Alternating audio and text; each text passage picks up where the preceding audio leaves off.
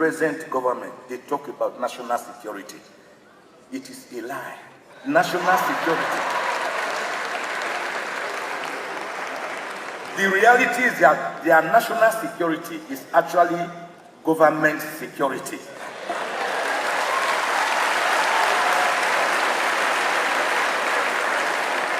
It's not security for you and I. Many of you, when you were coming to Enugu on this journey, were you not scared? Were some of you not followed by fully armed personnel? Because there's no national security. It is just government security, security of those in power.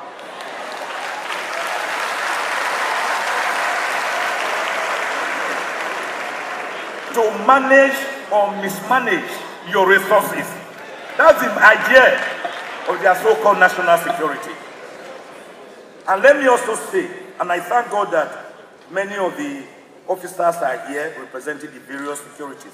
For as long as you do not respect citizens' rights, for as long as you do not respect lawyers' rights to practice their profession, in starting my paper, I would want to,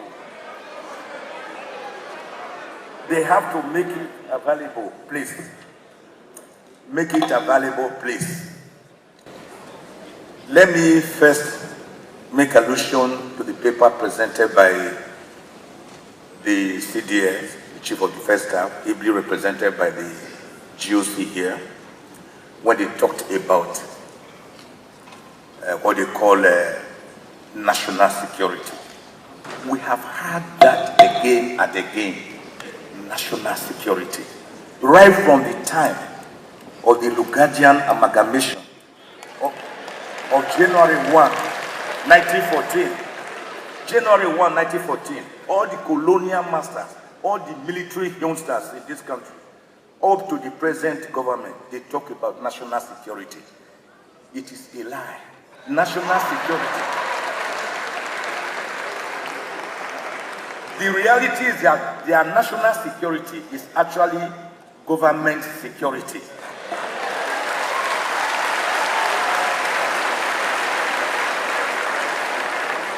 It's not security for you and I. Many of you, when you were coming to Enugu on this journey, were you not scared? Were some of you not followed by fully armed personnel? Because there's no national security. It is just government security, security of those in power.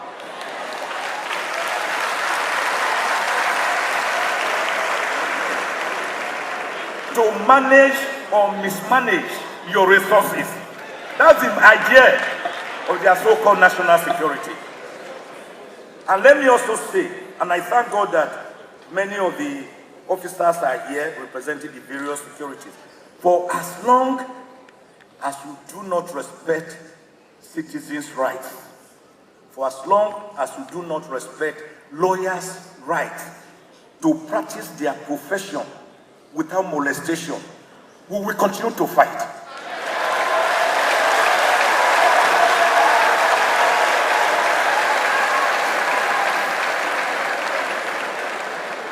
When you seize a lawyer's fees, professional fee for doing his work, the fight will go on. EFCC seized my money, 75 million naira. I was doing a case for a client to, guess what, some lawyers were advising me, forget about the case, don't go to court. I said, when have we become so scared, so afraid, that we can't even take care of our own rights as lawyers, not to talk of other citizens? If you can't fight for yourself, how can you fight for others? So when I went to court, thank God the court held up to the Court of Appeal that a lawyer does not need to know the source with which his professional fees are paid.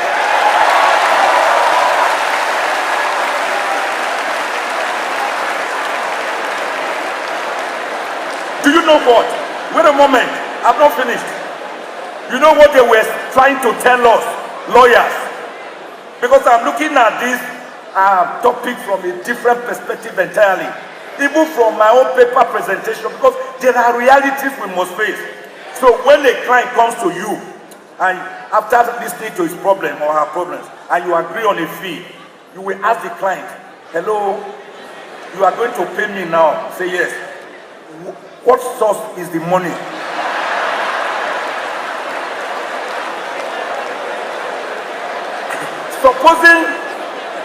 Supposing he tells you, I have just sold a property.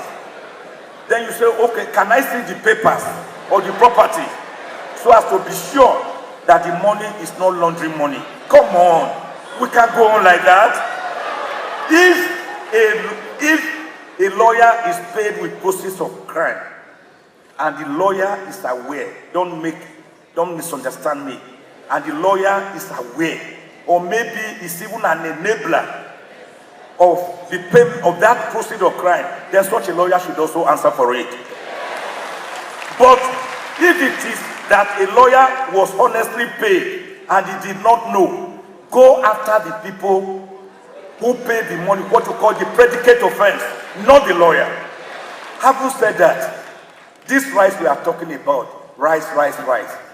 Since 1948, the Universal Declaration of Human Rights, the African Charter on Human and People's Rights, the International Convention on Civil and Political Rights, the International Convention on Economic, Social, and Cultural Rights.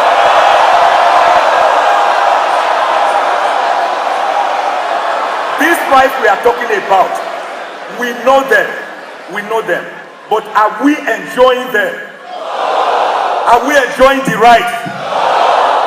We are not enjoying the rights. When we don't have good governance, we don't have basic amenities of life, the rights mean nothing to us. Many of us here, we talk about personal or physical rights. That's the one we talk when we are talking about security. There are more important security matters that are known to you. Your emotional security, your mental security, your educational security, your job security, your economic, financial security. Many people you see are mad, they are crazy, because Nigeria has happened to them. But you don't know because they have powdered their faces, they have put on their part, they have put their wig, and you think everybody is well. I will sit down, maybe the chairman may give me 1 or 2 minutes later. But as I go to sleep, let me tell you, these rights we are talking about are yours for grasp. They are your right. You have freedom of speech because God gave you your mouth to speak. You have freedom of movement because He gave you your limbs to move. So they are not donated to us. That is why we say they are inalienable. And Fela put it beautifully. Human rights, not my property. Human rights, not my property. You know, feed, give me my property. Animal won't give me my property. You cannot give me my property. Human rights, not my property. So therefore, you know, feed, give me my property. God bless you all. We want to stand up now and stand out. But I want to say, regrettably, for too long, we have not even been standing up. We have been sitting down or even lying down. What we have been doing has been a ritual, an annual ritual of having an AGC, whether in Port Harcourt, Lagos, Abuja, Enugu. Then we are already planning for the next year's own. Is that not what we are doing? Not only that, we are now politicking more than politicians, more than professional politicians. So, right now, positions for next year are already being canvassed. What time do we have for governance if we continue to now politic like politicians, professional politicians? Not only that, some lawyers I have observed in the last 25, 30 years, they now practice bar. They don't practice law again. Let us interrogate society. Let us challenge impunity. Let us challenge governmental actions. Don't live like lawyers for bread and butter alone. Stand up.